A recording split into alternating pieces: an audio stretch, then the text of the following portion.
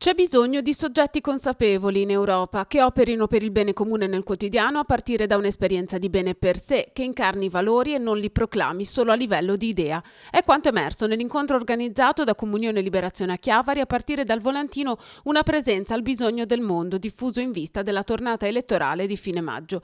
Un bene come quello sperimentato dall'insegnante genovese Antonella Schirru, che ha affidato il proprio figlio autistico grave al centro Benedetto Acquarone, dopo aver pensato e ripensato a cosa poter fare per lui.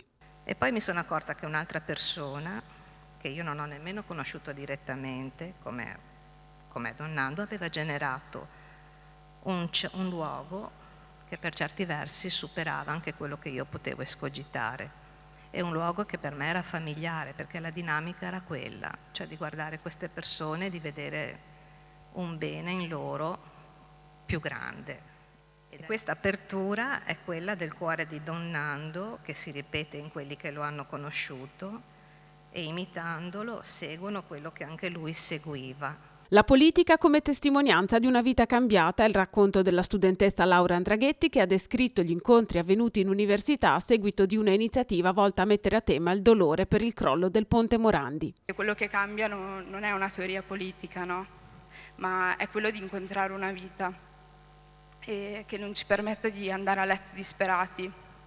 Parliamo della politica che ha come radice polis, cioè l'incontro del vivere, ciò che mi accade come bene per me, di dare la straripante ricchezza che mi ha raggiunto, il bene che tutti stanno aspettando.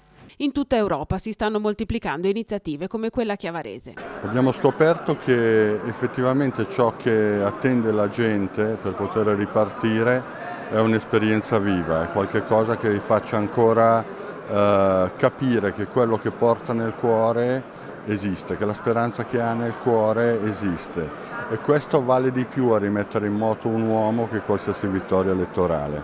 L'atteggiamento delle grandi potenze è purtroppo spesso ancora dettata da grossi scontri di potere, mentre sono convinto che nell'esperienza europea ci sia molto di più di questo. Un'esperienza particolarissima, di una ricchezza inesauribile. Noi che ne siamo i pronipoti dobbiamo volerne bene e cercare proprio di ricostruirla nella speranza di vederla rinascere sempre di più.